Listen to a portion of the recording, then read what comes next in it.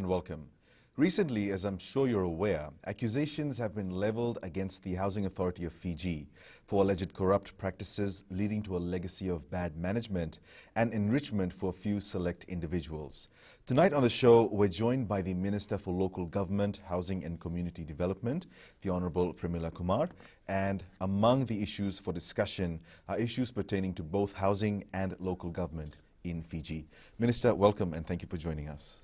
Thank you for the invitation. So let's talk about housing first, particularly the issues that have been released in the media pertaining to the alleged corrupt practices that were happening for many years at the Housing Authority of Fiji. First, we'd like to know, what is it that led up to these accusations? Were there investigations that were taking place? You've said in the media that there were people that have been complaining about, things that should not be. So how did you come to know about these things? So initially when the housing portfolio was given to me, that's when people started contacting me in regards to some of them. They had lodged in the application and they haven't heard about it. So obviously I had to find out where the applications were. And then they also started dropping names of staff and also dropping names of people who have benefited from this. So that led to an internal investigation, and we conducted an investigation not really on the staff. We conducted an investigation on people who received the lots. And we tried to match a simple exercise where we tried to match the income of the person, the amount of loan that was given, and at what price they bought the plot, and then finally matched it up with the house they have constructed. And obviously all these things did not match. And that led us to be more alert in terms of what's happening or what was going on in Housing Authority. And again, it's the public who have been complaining, writing emails, letters, and expressing their concerns. Some have been waiting from 2007, and they're saying, how come we have lodged in our application in 2007? There are others we know, they got the lots, whereas we didn't. Then there were allegations that there was a particular staff who have been giving lots to people from a particular part of Fiji. So if we do verify all this information, which we are actually doing, a lot will come out of it. Is the investigation still going on? Because yes, investigation is still going on. It has not ended. And let's see where it leads us to. So there are certain matters that you have given to FICAC and they are conducting their own investigations. Yes, this was to do with the staff working at Housing Authority. They had registered a company and they gave Housing Authority address as the company address. And the clients of Housing Authority, when they needed a plan for their house, so these staff, they were involved in making plans, and they were charging them money and benefiting from it, using Housing Authority resources, Housing Authority time, and Housing Authority clients. And they were paid staff of Housing Authority. So obviously that's abuse of office. You know what it seems like, especially if social media is anything to go by, that what you've done here is, I guess, opened up Pandora's box, because ever since these things have come out in the media, there's been a wave of people, especially on social media, who are recounting similar stories or similar things that have happened to them. And it seems like people are aware that these things have been happening with the Housing Authority for a number of years. So after your investigations, do you think that you'll uncover things that have been leading back to perhaps maybe 10 years or 20 years? Going back to your first question, we have been having meetings with the auditors as well, who've been auditing Housing Authority books. And from the auditor's report, they have been basically highlighting that Housing Authority should become more efficient. They have to do things differently. So they highlighted few things. And again, when you analyze the whole organization, the way it's structured, the policies that are in place, it's a clear indication where corruption can easily breed. When your policies are not clear, your SOPs are not clear. And we expect staff to learn from each case and improve upon it. So if you have sold the first lot, there were problems there. If public were complaining about it, then how did you fix your form? How did you fix your process so that such complaints don't surface again? But all that was left. So it allowed staff members to be engaged in walk-in customers. So if the walk-in customers, they come in and say that they want a lot, they were entertained over those who had already put in the application. So a lot will come out once the investigation is complete. And we will not hesitate to refer the matter to FICAC if it's to do with the staff. However, if it's to do with the public, dishonest applicants or dishonest housing lot recipients, then in that case the matter will go before the court. We know what they were up to. Some of them, they had other properties, but they falsified the information and they obtained the lots. So they use various methods of grabbing these lots. While we're on that, there was a report earlier on FBC News where we spoke to FBC News, and you seem to be expressing a bit of frustration at the procedure and the policies that were already there in place. The one that I'm referring to is where, in relation to the selling of lots, you said that the Housing Authority gave you the justification that they were randomly selected, but then you saw that there was no such system in place. So whenever there was a complaint and you asked them, how do you select the lots? And the answer given was that people put in the application, there is a system that does the selection. But what I know, it was really not the system. It's the staff who is selecting, so it's not a fairer system. Even when you look at the application, so you will say, look, I can afford a 30,000 lot and I want a 30,000 lot in a particular area. Now what if that area is developed and there is no $30,000 lot? So what happens to those applicants? So the organization got to be more transparent. Simply disclose, these are the number of lots I have, this is the price, and then you go from there. So by inviting applications and storing applications, it was a good way of giving this assurance that you are in the queue. But there were others who were jumping the queue and getting away with it, and quite unfairly. And Housing Authority is there really to help low to middle income families. And these are the families who are waiting for lots.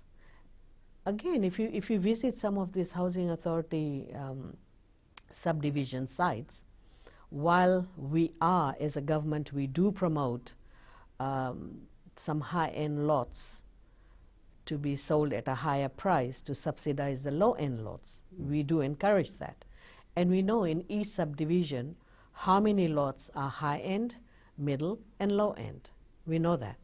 But when you go to that subdivision, you simply see houses, which is unbelievable.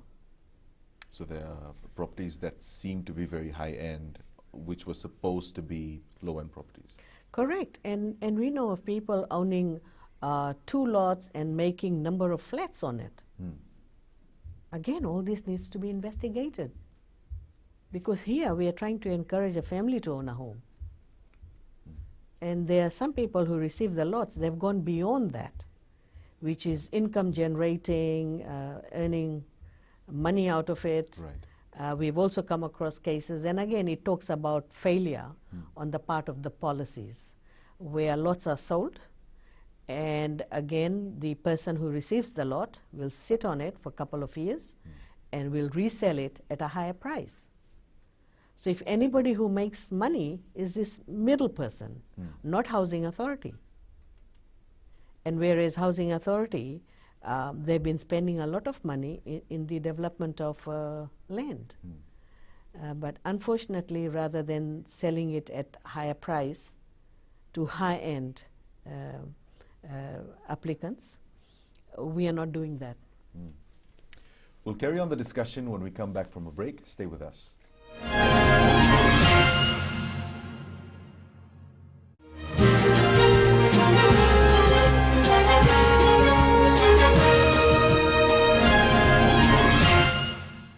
Welcome back. Carrying on the discussion on the Housing Authority of Fiji. In the last segment, you finished off by pointing out that these are policy issues that have existed.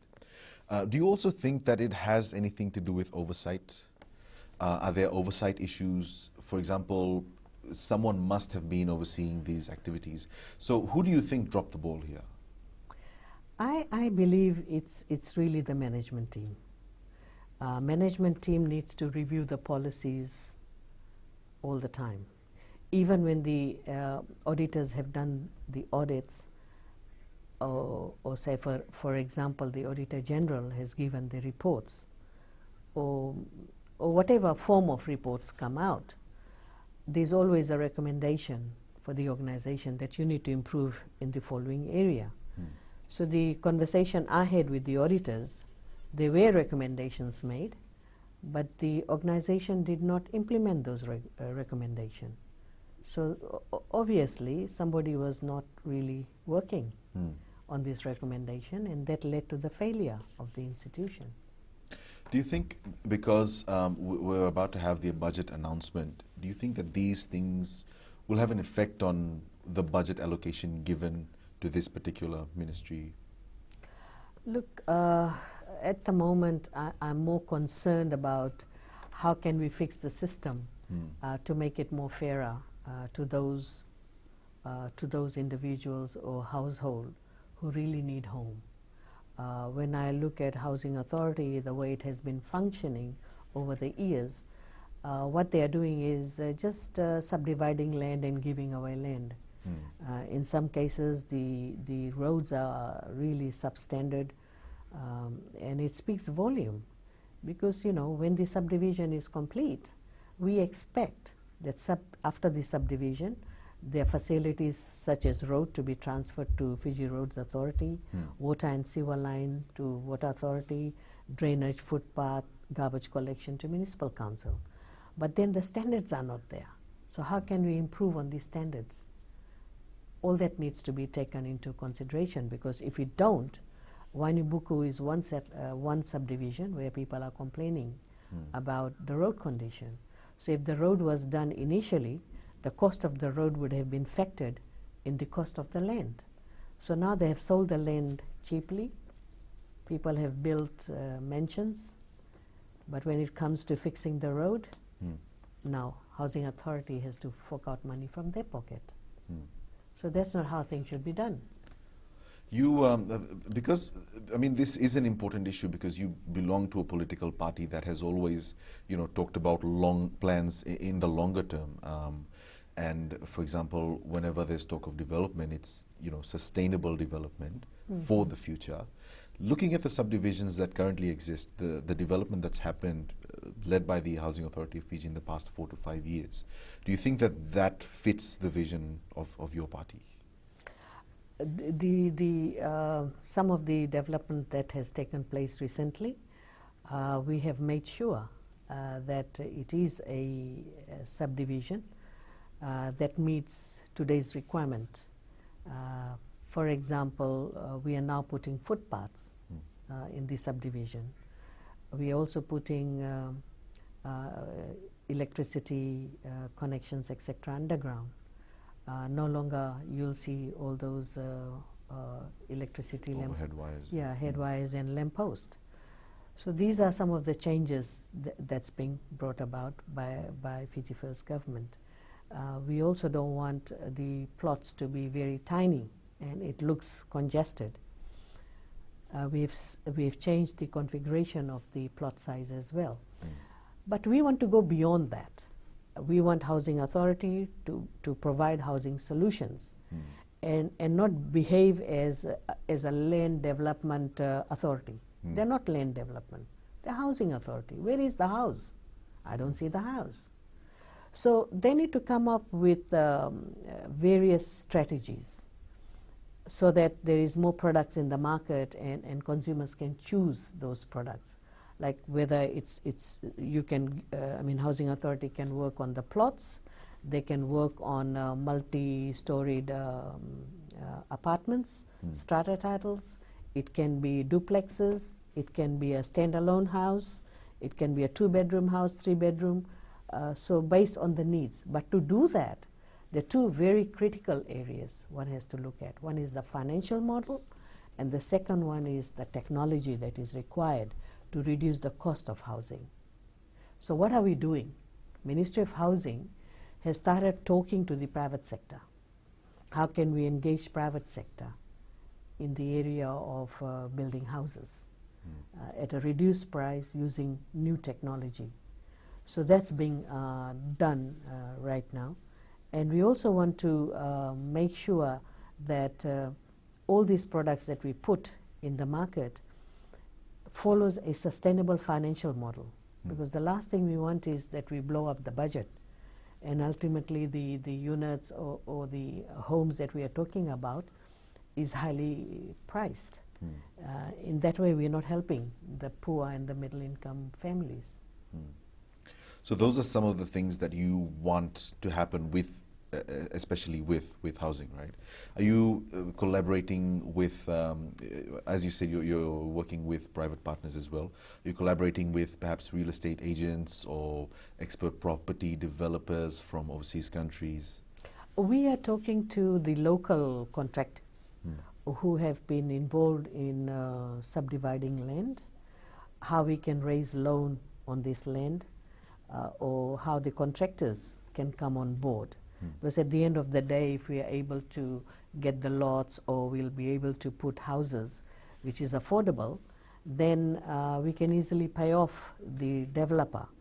So that's what we are looking at. I mean, various financial models.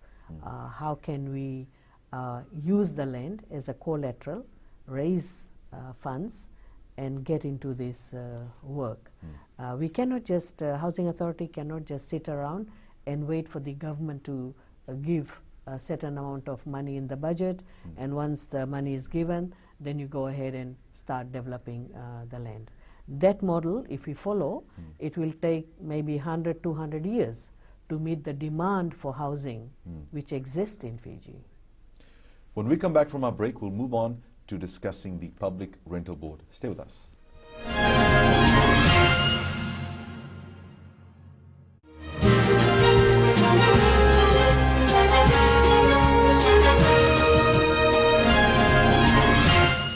So let's discuss in this segment some issues pertaining with the PRB. Recently, the PRB has issued, you've issued eviction notices to a number of tenants.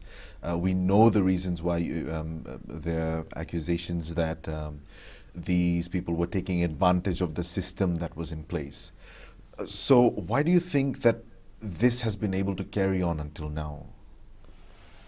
Again, as I said, it's all to do with your rental agreement.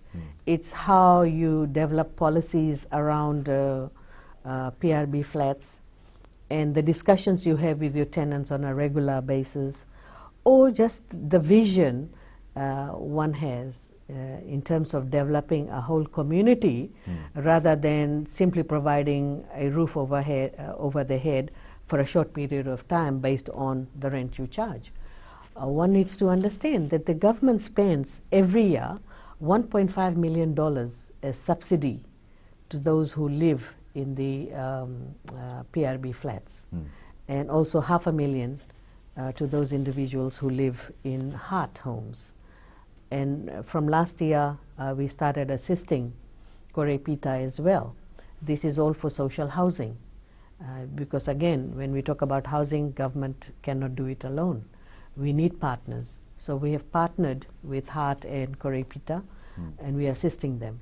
But coming back to PRB, the biggest failure that I could see was laxity, life as usual. Just collect the rent if you can. If you can't, it's okay. So there are people who owe rents. As it is, it's subsidized. Then again, when you do the socio-economic survey of who are these people living in the PRB flats, you'll see that these are people who are employed, they're working, and they can afford to rent outside PRB flats, just like many people who do that. But they prefer to live in PRB flats because the rent is subsidized. And again, when you compare the tenants of PRB against those individuals who normally put in the application, these are in a worse off situation. So we have to compare who should be in that PRB flats. So the laxity was on the part of the management team again. How were they managing the flats? And it has come to a stage now that some of the flats are known for illegal activities. So there are families who are living in these PRB flats. They have become a nuisance. Safety and security of other tenants are being affected. And should we just sit back and accept that? Or should we change the system so that genuine people who deserve to be there should get a spot or a place? And that's precisely what we want PRB to do. Are there plans for increased number of PRB flats? A few of my colleagues, and I'm speaking from personal experience here, if you go to the Public Rental Board and make an application, they'll immediately tell you that there's a 1 or 2 year waiting list. So I mean, all hope is lost there and then, right? So people are forced to find other, maybe more expensive alternatives that are beyond their means.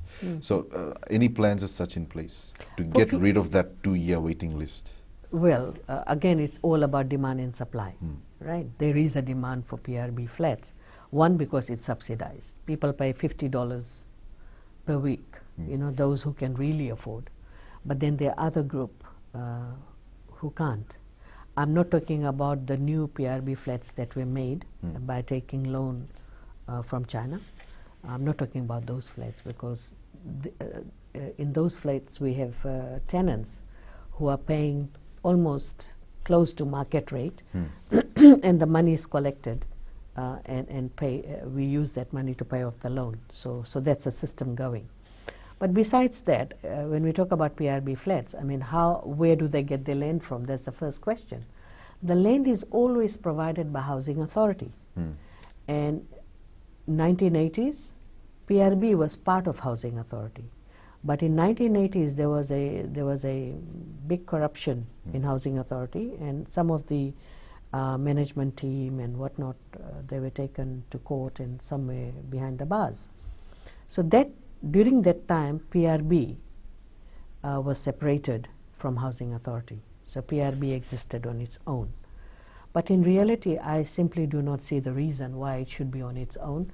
And even the housing policy document mentions the merger of PRB with Housing Authority, which makes sense, which really does make sense, because Housing Authority is the agency that gives land, right? And if you look at the functions, it is quite similar. Very interconnected. Yes, and by merging the two, we would be removing the overhead cost.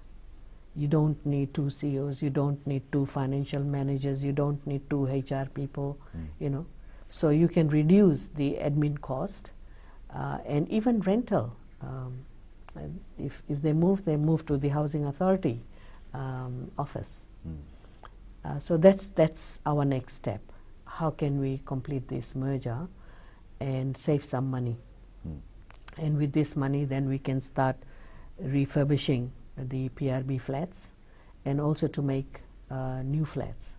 There are some new flats being made. One is in Simla, Lotoka, about 38 if I'm not mistaken. These are new flats. Just 2 years ago, PRB flats were made in Savu Savu and few other places. So continuously we need to provide these low-cost flats for certain strata of people we have in our community. Stay with us. We'll come back after a short break.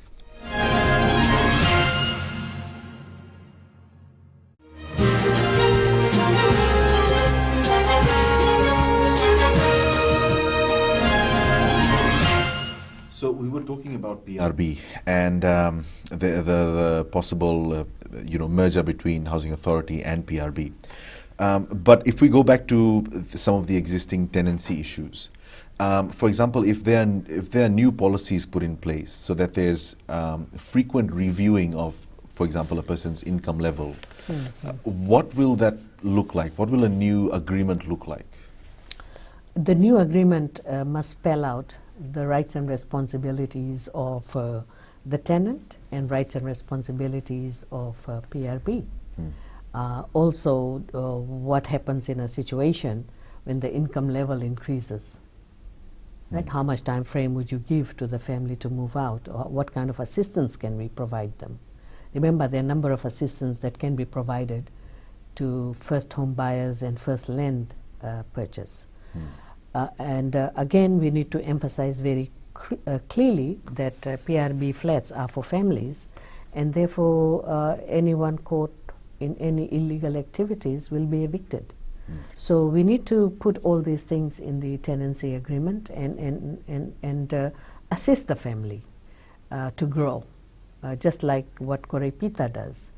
It's not just tenancy where you live in that flat and you're forgotten about it, and the family lives there for 30, 40, 50 years. And not first generation, but even second generation lives in the same flat.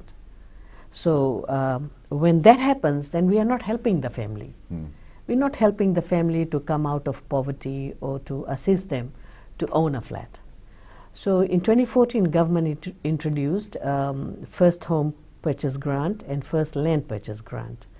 And from 2014 till now, we have spent about 22.7 million, and we assisted around 2,550 households. And these are the families who managed to get grants to buy land, and that is their first land they own or first home. And how it works, there are two categories. So the category is 50,000 and below, if you earn 50,000 and below, and if you want to buy land, then you are given $10,000. If you want to buy a home, if you buy a home, you are given $15,000. Sorry, if you want to buy a home, you are given $10,000. But if you want to construct a home, you are given $15,000. But this money is not given in your hand. All the checks and balances are done by the banks, where you will be taking a loan. And we provide that money as a collateral. So the money is given to the bank. So say, for example, if you're borrowing 50,000, then 15,000 is given by the government if you are constructing a home. So that's the deal that we have. And this is one way of encouraging families to own a home or own a land where they can construct. For 2019-2020 budget, there was $5.5 million provided for this program. And within short period, that is, I would say from August last year till February 2020, we used up that 5.5 million. That's which indicates that's the there's demand. a number of people that have. Yes, that's the number of people who have made the request, and that's the demand that we have. And I'm sure, again, in the next budget, we are looking forward for further grants so that we can assist these families to own a home. So this is what the Fiji First government has been doing, encouraging people to own a home, and we are supporting them with funds. In spite of the the leg up that the Fiji government is giving you on your first home purchase or your first land purchase, I'm sure you agree a lot of people must be coming to you and talking about the ever-increasing cost of owning a home in Fiji or even renting a property in Fiji. Are there any other intrinsic plans to sort of change that situation where the prices of properties are just skyrocketing? There are two issues here. Obviously, we know that to stop rent hikes, to prevent that, there is rent freeze in place. That's one way of assisting the consumers. But the other one is, again, it goes back to our construction industry. How can they bring in new technologies to reduce the cost of constructing homes? We've generally seen that we are still stuck in the traditional era of using cement, steel, and it's just going on in a similar way for so many years. So we need to have more innovation in the market where the cost of the construction can come down. And if we're not able to do that, then obviously the price will continue to increase. This is where Housing Authority steps in. If Housing Authority is able to use innovation, and through innovation, if they are able to build certain types of houses, that will attract the public. Currently, I understand there are families who buy the land, but they're not able to construct, or they start making the house halfway, they're not able to continue, and they put it, the house goes on mortgagee sale. So by putting multiple products in the market, so a family can start off with, say, 2-bedroom strata apartment, which they own. But as their income grow, they can sell that strata apartment and move into a home. So it is a process, it's a step that we need to follow so that we can assist family based on their income to move from this end and keep growing till they're able to own a home. I mean, you mentioned that process, and I'm just going to bring it back to the PRB flats. That seems to be one of the reasons why you're encouraging people to, I guess, move on from PRB flats, because as you pointed out in the media, there are some people that have been living there for generations. They seem to have found a comfort zone there. Do you think that that's still a continuing serious issue for the housing? Yes, it is a serious issue. It is. We know families who prefer to live in these rental apartments because no one is putting any pressure. No one is, laxity on the part of PRB in actually gauging or conducting the socio-economic survey to establish the household income, or even assisting them to purchase land. Right. Do note, under social housing scheme, there's another mechanism in place to assist families who want to go back to their village or they want to go back to their maritime zones, they want to go back to the island. There is a scheme, which is what we call social housing scheme, and it simply means one third is paid by the person who wants to build the house in rural and maritime areas, and 2/3 is paid by the government. Your 1/3 contribution can be in kind. So you can say, all right, I'm going to provide, timber that is required, or roofing iron. So we'll work out the cost, and that assistance is also available. So we are using multiple methods of assisting families to own a home. Stay with us. We'll come back with our final segment very shortly.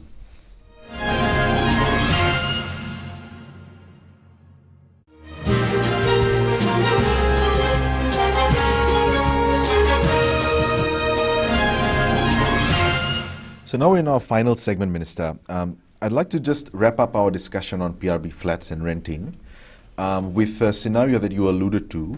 So suppose that when I'm making an application to rent in one of those PRB flats, I meet the threshold. But sometime after I move into those flats, my income level exceeds that threshold. What policy is currently in place for the PRB to sort of gauge that? Or is there a policy in place? The current policy is there, right? But I guess the problem is when you don't conduct a socio-economic survey on a regular basis, or you don't request for the salary slip, or you don't monitor how many people are occupying the flat, then there is a problem. But if that is done continuously, in the tenancy agreement, we need to be kind to our tenants as well. Not that because the income threshold has gone up, so we evict them within a month or two. No, it shouldn't happen that way. Like you may have also read that I did mention that eviction notices were given. This was done after the socio-economic survey was conducted and pre-COVID. So during that time, eviction notices were given, and there were families who actually moved out, knowing that they can afford to live outside PRB flats. So they moved out. But after COVID-19, then of course the situation has changed. There are families who can't afford, or they are without a job, or underemployed as well. So in that situation, both Housing Authority and PRB has come up with a rent deferment system. So PRB flat people who can't afford to pay their rent on time, they can defer their rents. But for that, they have to put in the application, and it's quite interesting. Out of 1,600 residents, or you can say tenants, just barely 300 plus tenants have applied for rent deferment. And the question is why? Is it because they don't want to disclose their income? Or is it because they are within the threshold and they have got a job and therefore they don't need assistance? It could be that as well. So whatever it is, at the moment we are not pushing anyone out. We will be monitoring the situation. We want to help genuine people because, one thing I have realized after taking up this portfolio, that there are people who are taking advantage. Whether it's informal settlement, whether it's PRB flats, whether it's heart homes, or whether it's housing authority plots. It's a reality. And this dishonesty must be taken out. We have seen in informal settlements, there are people living in informal settlement, but they have got houses elsewhere. Houses are rented. We have seen, I've taken just a case study, because we are working on a housing policy, and therefore you can only make policies based on facts and evidence. You need to understand where is the problem and how you can address those problems. And that leads to policy formulation. So when we looked at certain informal housing areas, where recently the area was redeveloped, subdivided, and 99-year leases were given. We went back, we did an analysis, we found that there are a number of families who have moved out. They've left their house on rent and they've gone out. They've simply moved out. That means they always had a place to go. Then we also see cases where people can afford. They are businessmen, they've got multiple businesses, they're earning over $100,000. But they're living in the informal settlement. So the question now is, should the government give them the subsidized lots? Because do remember, it's taxpayers' money. Should we be giving them the subsidized lots? Or should they be paying the market price? That is the big question. And we are working on the policy to address these issues. I mean, it's a very confusing situation, right? Because you have people on, I guess, either side of the extreme. There are some, as you mentioned, that are taking complete advantage of the situation and are using it to financially benefit themselves. There are others that are in genuine need of housing, that have no sources of income and have no choice but to move to these, squatter settlements because they have no more options left. With COVID-19, recently we've been talking about the increased risk of more and more people opting for squatter settlements because of reduced income. I mean, what's your take on this? I have seen cases where not too many people have moved into squatter settlements as yet. Because for each squatter settlement, we have numbered them. We know where these settlements are. And again, as I said, we are assisting these families. But having said all this, the government's policy is truly to assist families that need help. And that's what we need to do. Not families who can help themselves. And that's where we have to draw a line. I have been receiving letters and emails from people who have migrated. And they say, oh, okay, so there is a settlement upgrade, but my family owned a plot, and it should be given to me. Why are they asking this? Right. It's simply because they know it is subsidized. We normally, when we do the informal settlements, when we develop the informal settlements, currently the policy is that they only pay the lease. They don't pay the development cost, because we look at which one is more. Is it the development cost or the lease? And generally, whichever one is more is what we don't charge. So development cost is always more, so we don't charge development cost. We charge them the lease amount. And sometimes the plots are given for $8,000, $10,000, right? That is the lease amount, and it's given for 99 years. So again, we need to look at the system and see if we continue to give subsidized lots to people who don't deserve it, then I don't know. Again, I can say very confidently that it's going to take 100, 200 years to really provide homes to our people. So we've managed to cover a lot of things. We're nearing the end of our show. You talked a bit about government's, housing policy. So if I was to ask you to, if you could summarize what this housing policy looks like in the next 10 years or in the next 20 years, what would you say? For housing policy, we don't have a housing legislation. We've got a Housing Act. Housing Act simply talks about the establishment of Housing Authority of Fiji. That's it, and PRB. But we need a housing legislation that will guide the development of homes in Fiji.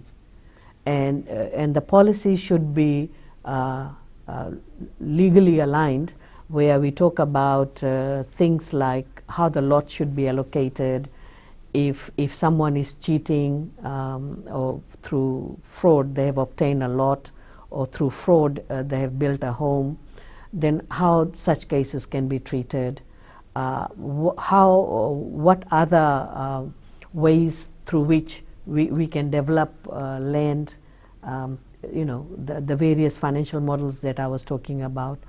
So all that needs to go in. And then out of that, we have to conduct a demand survey. We need to establish a number. How many homes do we need in the next 10 years? And then establishing that figure, we have to break it down. How are we going to achieve that every year? How many would be done by housing authority or private sector? So we have to look at all this in totality so that we can meet that demand. Currently, the numbers are flying, but we haven't really done the work on the ground. So we need to establish all those figures so that we can work towards building that many homes for our people. Unfortunately, we've run out of time. I had a whole list of questions that came under your portfolio as Minister for Local Government, but it seems like we'll have to invite you again to discuss just local government. But the discussion has been great. Thank you so much for joining us, and we hope to have you back. My pleasure. Thank you. And that's all we have for you on the show tonight. Have a good evening.